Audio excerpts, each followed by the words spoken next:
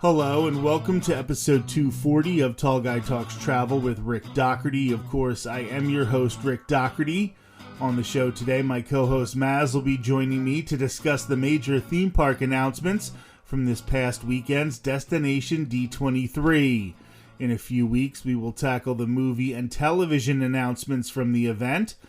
Before we get started, I'm going to be heading back to Walt Disney World later this month. I may have moved away from Florida, but my annual pass is still active until late September.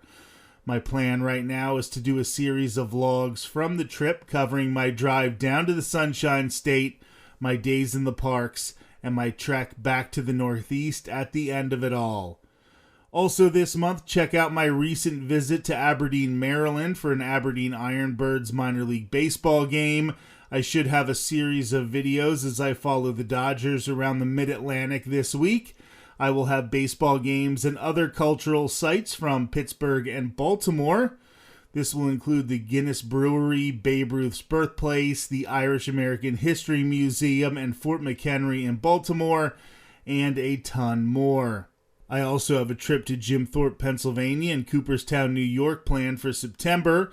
Make sure that you're subscribed to the Tall Guy Talks Travel with Rick Doherty YouTube channel to ensure that you catch all of these videos.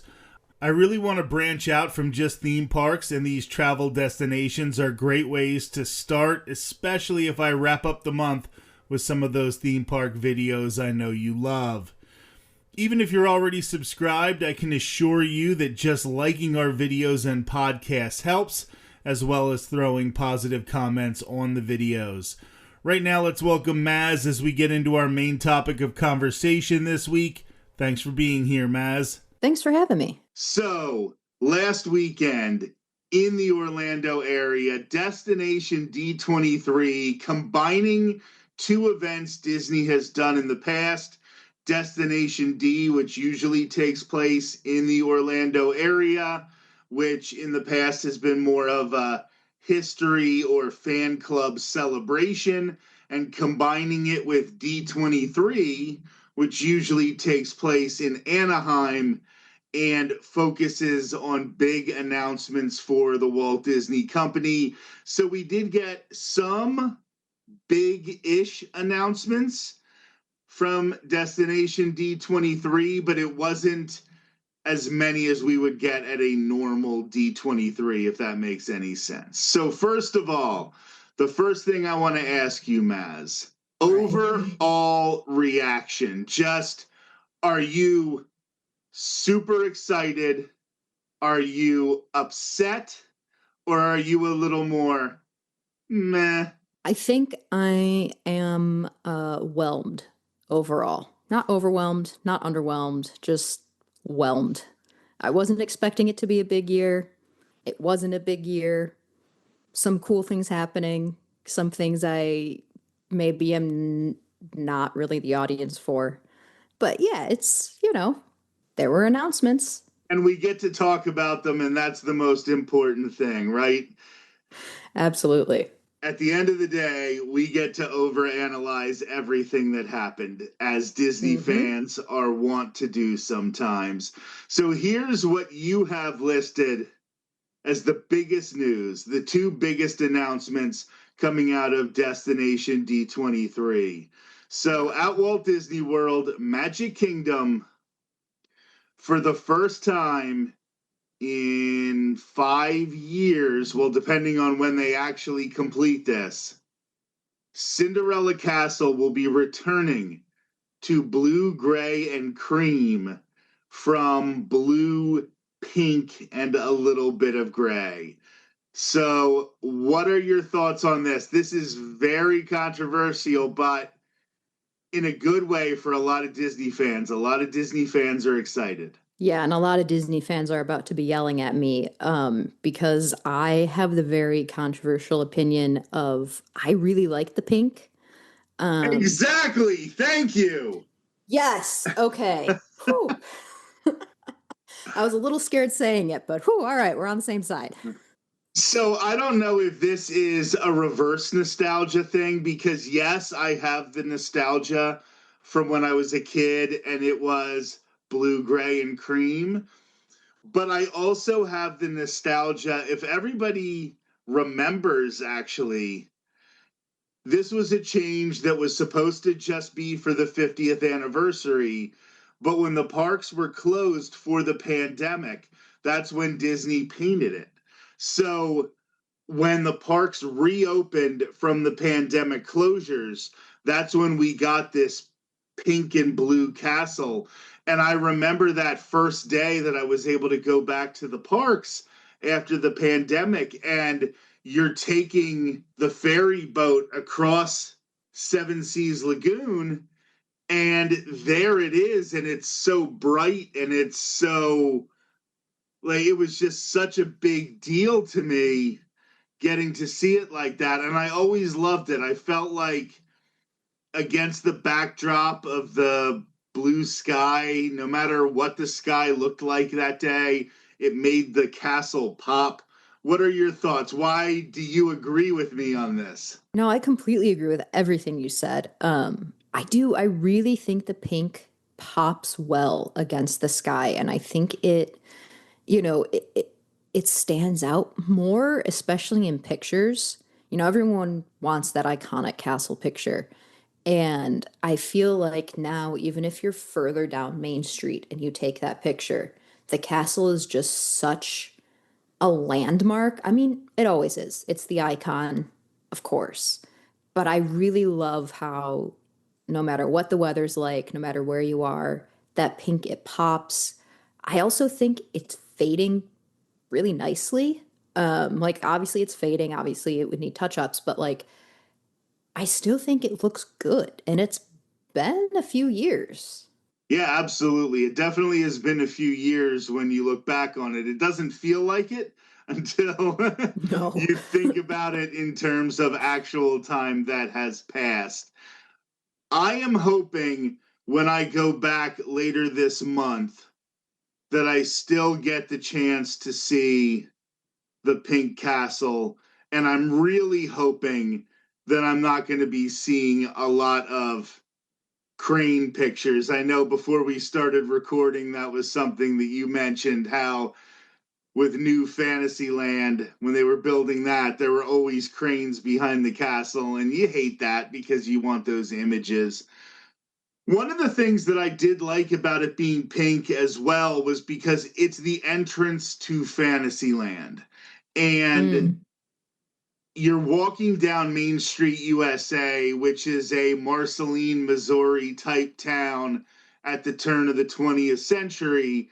And everything, while it is that Disney magic, it's Disney magic recreating something real. And I think the big pink castle was such a contrast to that, that it seemed more different. Like it seemed like the entrance to Fantasyland more than the blue and the gray one. But I will also say this: we are definitely in the minority here. And I Yeah. don't mind Disney making the change because it's probably going to be cheaper for them in the long run and more people want it. So Yeah. why would they not do it? Yeah, it feels like an easy decision, I guess, on their part, especially like you said, it is probably going to be cheaper to maintain. And yeah, at the end of the day, like, is the paint color something I'm willing to get up in arms about? No. Like, it's still going to look good. It's still going to be the icon of the park, and it's still going to make people happy to see it. So, hey, net gain for most Disney fans. And in addition to that, if Disney is making decisions based on what the fans want, more than not, I'm going to agree with them. So if I happen to Hmm. disagree with them on this point, oh well, because I'm going to get more of what I want if Disney is listening to the fans. Here's one, boy. Oh boy. I've got I'm a possessor of thoughts about this one. The Oh boy. Walt animatronic coming to Carousel of Progress. We are going to have an animatronic of Walt Disney, much like over in Disneyland for their 70th. We're going to have Walt coming to Carousel of Progress in Walt Disney World. Maz, what are you thinking here? Well, I am really excited to hear your thoughts because I'm excited to see if they sway me one way or the other because I feel like right now, like I just don't have enough information to really have much of a passionate thought either way. I feel like it's potentially very cool. The Walt animatronic in Disneyland is cool. Obviously, I've only seen it in video, but it seems cool. But I think my opinion is going to be based more on how they insert him into the ride and what they do with the ride. Is this going to be a total update? Are we going to get new scenes? Are we going to get rid of the first scene with the daughter who disappears and is never seen again? What's going to change? And I think until we have more of that information, I guess I'm cautiously optimistic. Okay, so we're both sports fans. We both specifically like baseball. And I Yeah. feel like this is an announcement when you're an average fan and you can't pay attention like every day and you find out your baseball team is pulling up a new prospect. Like they're calling up some guy from AAA and you've been hearing a little bit about him, but like you have no idea if this is going to be a good thing or a bad thing. And Yeah. I don't think we know enough right now to know if this is going to be a good or a bad thing because yes, sometimes in video the Walt animatronic at Disneyland looks ridiculous, but that's in video and that's not what it was designed to look good. It was designed to look good when people are sitting there watching the show. So if it Hmm. does look good in that situation, then I'm totally cool with it. This is the only area where I don't like this. I have never been watching Carousel of Progress and thought the thing that's wrong with this is there's no Walt Disney animatronic. Like, there have been plenty of other things that I have thought could be updated, could be changed. I think that if I were to do this, I would change it and make it generations so that Oh. the dad, instead of staying the same dad, becomes the son in the next one. And you just hear that like little name change. That's the only nod to it, but it's always voiced by the same person and everything. I know that that's maybe a little problem. I don't know. Maybe I'm thinking like 2019 world where things were still problematic, but that we're following the man side of the family. But even so, um, I do think that that would give them more time to spread it out a little bit. So maybe we could do 1900 ish or 1920s and then make it 1960s and then make it 1990s or something like that. Yeah. That's a really good idea. So that was my thought always for changing it, that instead of having it be about every 20 years, make it every 30 to 40 years. And that might be a little bit better. But I'm a little worried that they're going to just cram Walt into the end or the beginning. I could see a way where he would fit really well in the beginning, but then you have to get everybody seated really, really fast. Do you mean like introducing it, like setting it up? Yeah. Yeah. I feel like if you want Walt to almost have as much time as a full segment, I guess they could also make every segment a little longer. They could take this from a 20-minute experience and make it a 30, 35, 40-minute experience as well. But then some of those other scenes are going to start to feel real long. Yeah. And I also feel like, or I guess I worry that the longer you make it, the fewer people are going to be willing to take the time to go do it, especially in like a Magic Kingdom day, just because there's so much to do. There is a lot to do in a Magic Kingdom day. The one thing I really hope they don't do is have Walt in the room with the family, but the family doesn't know he's there. That's the Oh, one yes. thing that I think they could do. Like he comments on everything kind of in a, Yeah, I don't like that. I wouldn't want that. but you can see them doing it, right? Like, I could. Oh, the second you said that, I was like, oh shoot, this could very well be the plan to have him be there and go, now you see, John Progress. he should have listened to his mother and not watched Little Egypt doing the hoochie coochie or whatever, right? So I think we're like, put a pin in that one. We'll come back to how we feel about that one once it happens. Hmm. I am going to be a little upset if I do make a trip down to Walt Disney World after this one in September and I don't get Carousel of Progress, especially if it's the summer, because I do think sometimes Oh, in the summer you need that 20 minutes in Carousel of Progress. yeah, absolutely. I hope they do factor that into when they decide to start the refurb, because it would be very smart of them to do that, because like you said, in the summer, you want that escape to kind of go sit in an air conditioned room for 20 minutes. Yeah, and there just aren't enough of those. Even though there are a few, there still aren't enough in Magic Kingdom and No. especially Tomorrowland. So we got some more information on Villains Land, focusing on an Art Nouveau style from the 1800s.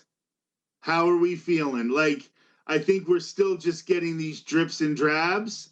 We're not getting Yeah. anything concrete, but nothing has yet thrown up a big red flag about Villains Land yet. Yeah, I agree. I think the little bits that we've seen, they look cool. It seems promising. But like you said, we really are not getting much. And honestly, I do kind of hope it stays that way. Like, I would really love Disney to just give us the most broad strokes of this is what Villains Land is, to kind of really let people experience it for themselves when it opens. Because I think, A, it's a good way to stop people like us from overanalyzing everything before they have a chance to experience it. But also, I think that the atmosphere is going to play so heavily into the execution of the land. And that's something that's going to be really hard to accurately portray in just snippets of like concept art or here's this ride. Boy, do I agree with you, but no, that's never going to happen. I know, let me dream. I appreciate what you're saying, but Oh, everything that we know about Disney and first culture in the Orlando area, I mean, when we look at the opening of Halloween Horror Nights and how they just almost, I mean, we'll have to see how it goes, but there might be characters that Universal just scratches because they mhm. can't send them out. And that is ridiculous. And I don't think Disney is going to hold on to information about Villains Land very tightly because I think this is going to be something, it's going to be their new Galaxy's Edge. Yeah. Well, and I think that with the Cars expansion and the Villains expansion both happening, one being highly controversial to a lot of theme park fans, one being super anticipated by a lot of theme park fans, I think naturally they're going to be like, and here's the progress on Cars Land, but hey, look at what we're doing in Villains Land. This is what you can expect. Isn't this really cool? So I do expect to kind of be inundated by information as it gets further along. Here's Tomater, but look over here, we have Maleficent. Look at So, this Ursula. and you know what I think is going to add to that as well is the success, or at least the perceived success at this point, of Dark Universe or Yeah. Monsters Land or whatever they call it over at Epic Universe, because that ride is basically everybody's favorite ride from Epic, and everybody loves that land. And this is going to be Disney trying not to recreate that, because it's definitely going to be in a Disney style. And it's going to be with Disney villains, which are a different vibe than Universal villains and Universal monsters. But they are going to have to raise the bar on this one to make sure that it is living up to those expectations. Yeah, for sure. So for years and years and years, we were waiting for the construction of Tron Light Cycle Run. And then it opened, and because they held on to the boarding group process for way too long, it felt like it had zero impact on the parks. Mm-hmm. It really did. They really dampened the impact of this ride with the way they rolled it out to the public. Well, we're going to get some red lights and a Nine Inch Nails music update to the ride. So it's going to be dealing with a new movie. I guess the new movie's coming out fairly soon, right? Like in the Soon, yeah. next couple of weeks here. And red lights, Nine Inch Nails music. Okay, this is one of the things that Tron should be able to do well, is they should be able to change the light color. They should be able to add music. We should be able to get holiday overlays and Halloween overlays. I guess cool, right? I'm not like thinking this is the best thing in the world, but I do think that the release of Tron, even though it is a great ride that everybody loves, the way they released it just kind of took away all of the excitement. They definitely did not capture lightning in a bottle like Universal did with Velocicoaster. Yeah, definitely not. And, this news is cool. I think what I'm most excited for with this announcement is the prospect of future overlays, like you said. Like, if they are willing to, obviously promo their new movie, smart, why wouldn't they do that?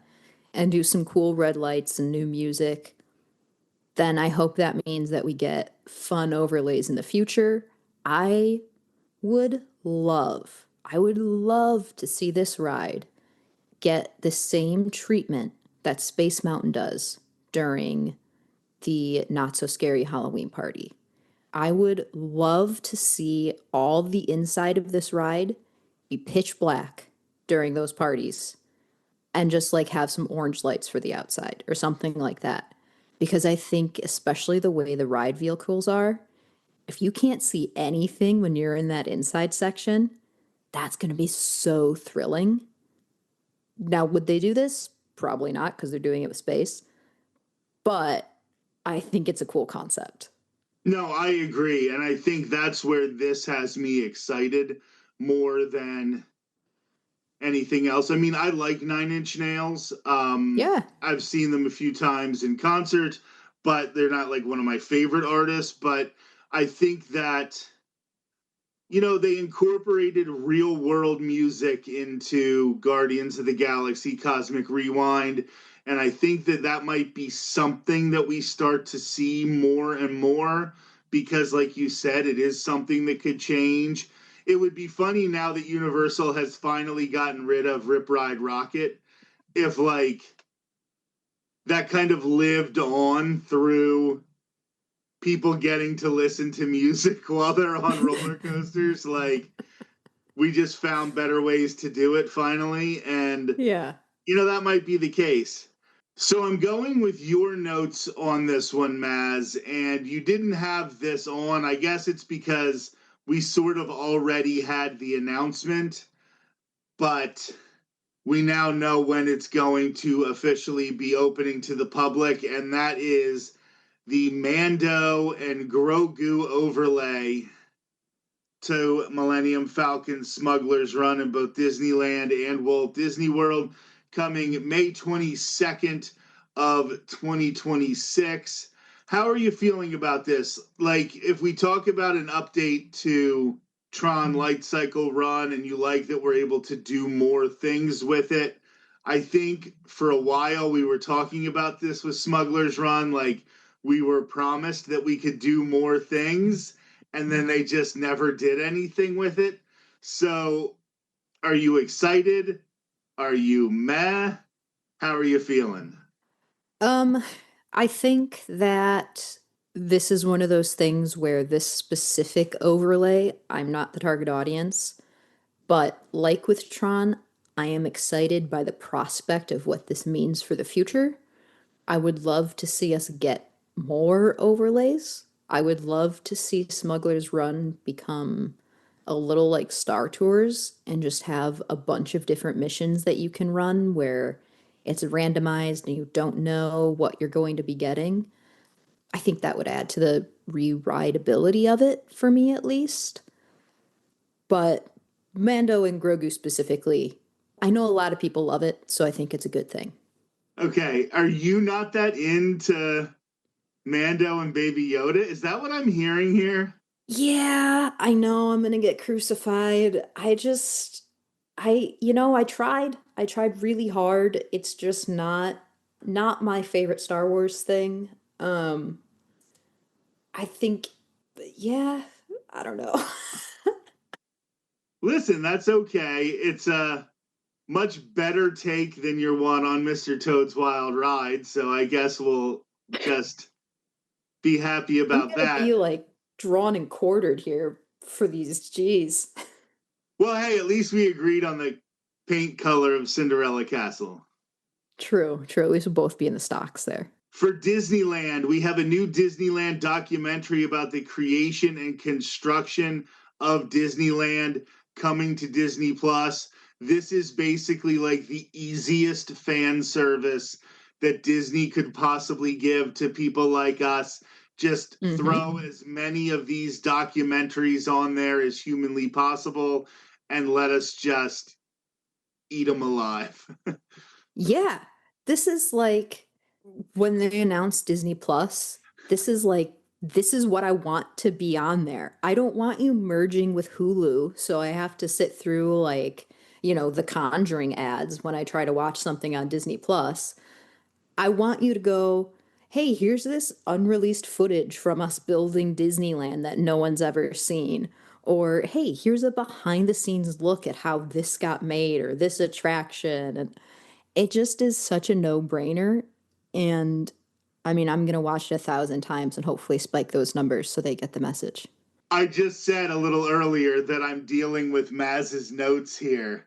And I just was like, okay, so the Disneyland documentary, blah, blah, blah. I'm like, okay, what's next?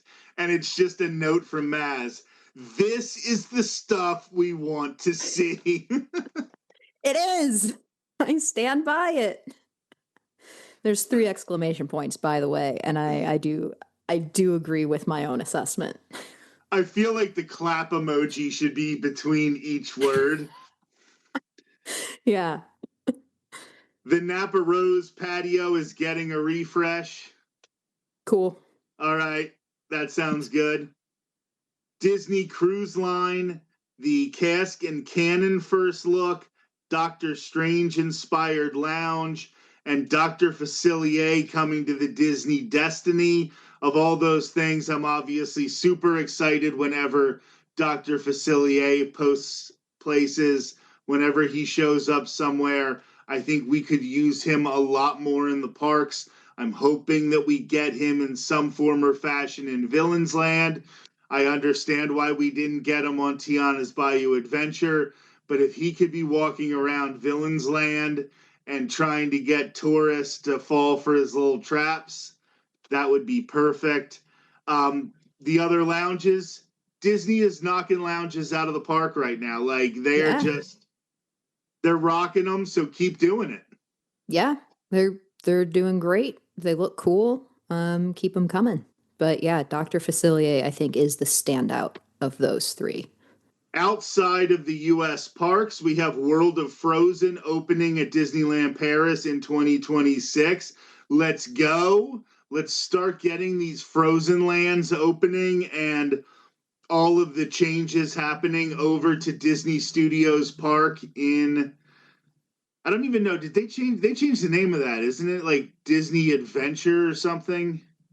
Yes, and the name change will be official once the Frozen Land opens. Perfect. Love it. I think that even though I don't necessarily like the name, like, okay, it feels a little cheesy to me, I'm okay with it because they're admitting that that park was a failure and they are doing something about it. So good up, Disney. Shanghai Tron overlay starting 9/16. Is that the same one? Is it the same Nine Inch Nails? Yep, it's the same overlay, same movie promo, both parks. I think it's funny. You're always told, like, oh, they don't get like any modern stuff in China and they don't let them listen to, and they get Nine Inch Nails, right? Okay. Moana restaurant coming to Hong Kong Disneyland. This could be good. This could be really, really good. It could be sort of an Ohana, use some of those flavor palettes. I'm a little surprised they're doing Hong Kong Disneyland because I feel like that would be in the general vicinity of where these foods were a little more popular. So I think you would have to bring your A game a little more than if you opened it maybe in France. But, Yeah. you know, hey, they're trying it. New Disney villain show coming to Hong Kong Disneyland starting later this month. I'm assuming it's going to be pretty similar to the one we just got at Disney's Hollywood Studios. Yeah, it looks like it might be a little more. It said it's like elements of cavalcade and stage show and other things. So it looks like it might be a little more involved slash interactive maybe. But I guess we'll see when it opens in just a couple weeks. It seems pretty cool. I am excited when I go to Walt Disney World again here at the end of the month to finally see that villain show. I hope it's as good Yeah. as I've heard. And I'm really hoping that it then makes its way over to Villains Land and Magic Kingdom.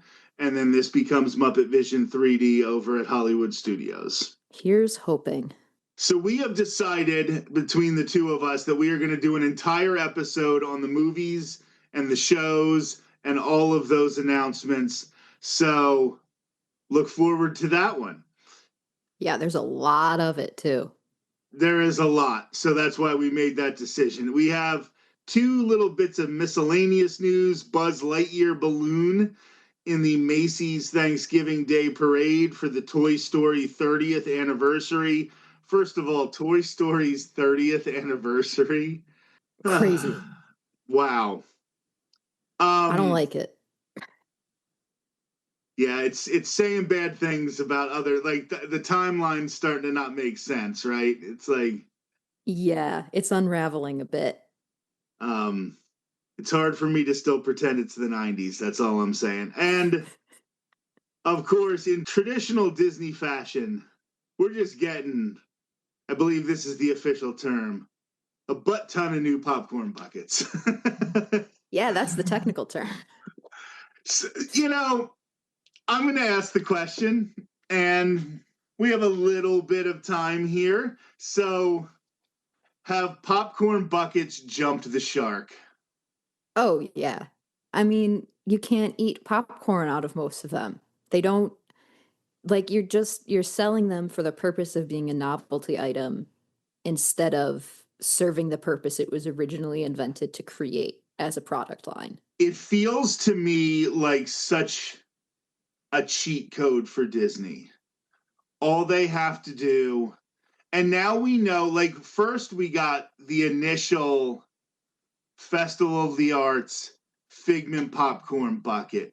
The OG. It's sitting behind me right now. And they caught lightning in a bottle with that. Now, the next Festival of the Arts, they released it again with a different lanyard. Then the following Festival of the Arts, it had to be a different Figment popcorn bucket.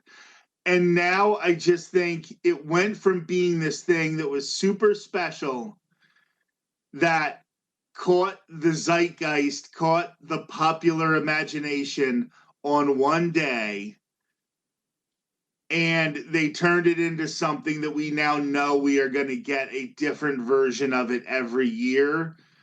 And that does kind of cheapen it a little bit. Yeah. I feel like the popcorn buckets are the new cupcakes, where they were rolling out a new specialty cupcake every 3 weeks, and it was like, oh my God, aren't you so excited for this? And now there's a new popcorn bucket every time I blink. And they're like, did you see this is in Magic Kingdom this week? And it's like, okay. I haven't even like digested the last one we got, but all right. Yeah, and while the cupcake is $9 or whatever, $8, right, the popcorn buckets are like $40 now. So it is really, and Disney's not the only one doing it. I was so tempted with the release of Naked Gun to get the beaver popcorn bucket.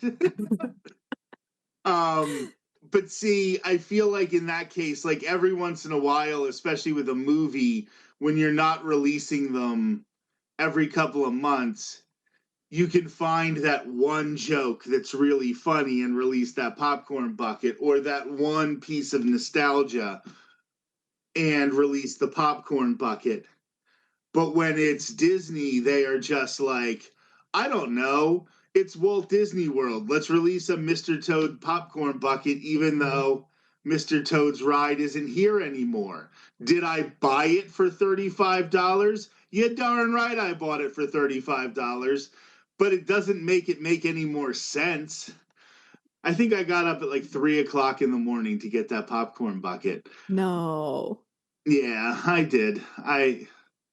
Worth it though. When I think about the differences in my life and the things that seemed important when I lived in Florida compared to now that I live in the rest of the world, and I'm like, why did we do any of that stuff? I tell you what, Maz, we have plenty of time to psychoanalyze ourselves. Thank you so much for joining us. Thanks for having me. This has been episode 240 of Tall Guy Talks Travel with Rick Doherty. Maz and I will pick up this conversation in the next few weeks to talk about the announcements Disney made at Destination D23 regarding movies and television. In 2 weeks, I will welcome Main Street Electrical Arcade back to the show so he can talk about a visit to the Walt Disney Family Museum in San Francisco, California. Next week, however, I'll be going solo on the show as I focus on another episode surrounding the legacy of former Disney chairman and CEO Michael Eisner. Unfortunately, next week will be the 24th anniversary of the terrorist attacks on September 11th, 2001 in New York, Washington, and Pennsylvania. We will talk about how Eisner handled not only that day, but also the aftermath of the attacks and the impact they had on tourism in the United States. That will be next Thursday on Tall Guy Talks Travel with Rick Doherty. Until then, have a great week.